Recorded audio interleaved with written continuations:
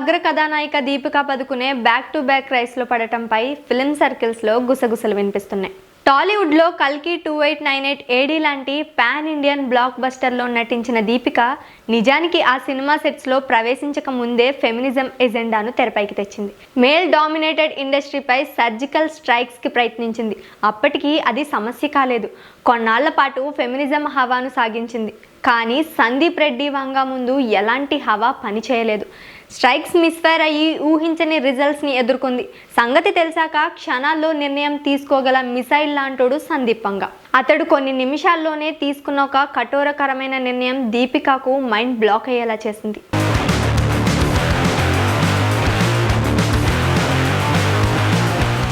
ప్రభాస్ కథానాయకుడిగా సందీప్ వంగ తెరకెక్కిస్తున్న స్పిరిట్ నుంచి దీపికా పదుకొనేను తొలగించడం బిగ్ బ్లో ట్రిక్గా అయింది. క్షణాల్లోనే తృప్తి దిమ్రిని ఈ ప్రాజెక్టుకు ఎంపిక చేసుకుని ఇంకా పెద్ద షాక్ ఇచ్చాడు. ఇది ఊహించనిది. ఆ తర్వాత స్పిరిట్ ఏ రేటెడ్ సినిమా అంటూ దీపిక పిఆర్ ప్రాజెక్ట్ను తక్కువ చేసేందుకు, డ్యామేజ్ చేసేందుకు ప్రయత్నించింది. చివరికి పిఆర్ ట్యాక్సీస్ గురించి కూడా సందీప్ వంగ సోషల్ మీడియాలో విరుచుకుపడ్డాడు.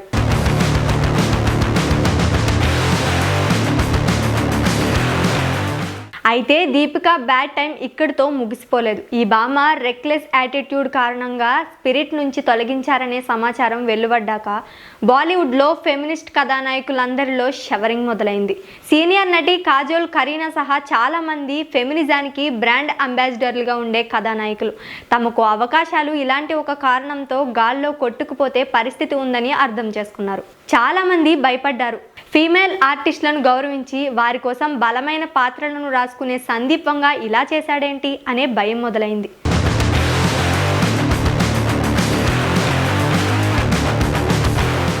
ఇప్పుడు దీపికకు అవకాశాలు ఇచ్చిన ఇతర నిర్మాతలు కూడా దీనిపై ఆలోచిస్తున్నారని గుసగుసలు వినిపిస్తున్నాయి. దీపిక ఇప్పటికే కాక్టైల్ 2లో అవకాశం కోల్పోయింది. అయితే దానికి కారణం వేరు కావచ్చు, కానీ కెరీర్లో మరో పెద్ద ఆఫర్ని కోల్పోయింది. బ్లాక్ బస్టర్ కాక్టైల్లో దీపిక సైఫ్ రొమాన్స్ అద్భుతంగా వర్కౌట్ అయింది. కానీ కాక్టైల్ సీక్వెల్లో ఇప్పుడు షాహిద్, రష్మిక జంటగా ఎంపిక చేసుకున్నారు మేకర్స్. ఇందులో కృతి సనోన్ కూడా ఒక కథానాయిక. స్పిరిట్ నుంచి వైదొలిగిన బ్యాడ్ టైం రన్ అవడం అంటే ఇదే.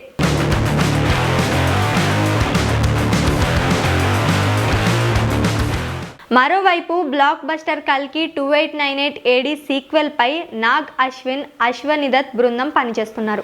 ఈ సినిమాలో దీపిక కొనసాగుతుందా లేదా అన్నది ఇంకా క్లారిటీ లేదు. దీపిక వైఖరి తెలిసిన దత్ బృందం ఇప్పుడు సీక్వెల్లో అవకాశం కల్పిస్తుందా అన్నది వారి విజ్ఞాతకే వదిలేయాలని ఫిల్మ్ సర్కిల్స్లో గుసగుసలు వినిపిస్తున్నాయి. మరోవైపు ప్రస్తుతం చర్చల దశలో ఉన్న వేరొక సినిమాలోనూ దీపిక అవకాశం కోల్పోయిందని టాక్ వినిపిస్తుంది. ముఖ్యంగా పిఆర్ టాక్సిస్ దీపికకు మినిమం 50 కోట్ల మేర కొద్ది రోజుల్లోనే నష్టం కల్పించాయని గుసగుసలు వినిపిస్తున్నాయి.